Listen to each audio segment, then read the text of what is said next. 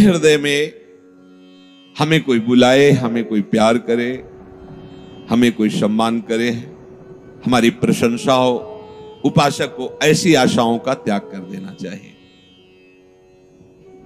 जब ऐसी आशाओं का त्याग होता है तभी भक्ति से बुद्धि भगवत युक्त मानी जाती है।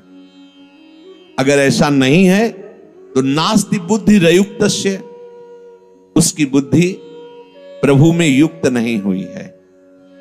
चायुक्तस्य भावना, अब जिसकी प्रभु में बुद्धि युक्त नहीं है उसके हृदय में ये भावना ही नहीं आ सकती कि मुझे केवल कर्तव्य कर्म करना है, बस मैं भगवत मार्ग का पथिक हूं, उपासक हूं, मुझे वही करना है जो मेरे शास्त्र और गुरुदेव कहते हैं। अगर बुद्धि प्रभु में स्थित नहीं है, भोगों में स्थित है, तो ये निश्चय ही नहीं कर सकता, नहीं कर सकता। सब देखने को मिलता है। मन और इंद्रियों का संयम करना उपासक का मुख्य कर्तव्य होता है, और यह होता है भजन से।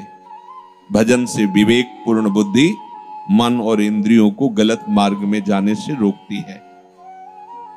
जिसका मन और इंद्रियां संयमित नहीं है वो असंयमी पुरुष कभी मेरी प्राप्ति की भावना ही नहीं कर सकता। नास्ति बुद्धि रयुक्तस्य न चायुक्तस्य भावना, नहीं कर सकता।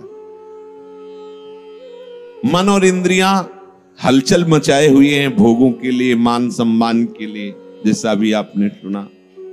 वो कभी मान चाहता है, कभी सुख चाहता है, कभी आराम चाहता है, कभी धन चाहता है, कभी भोग चाहता है।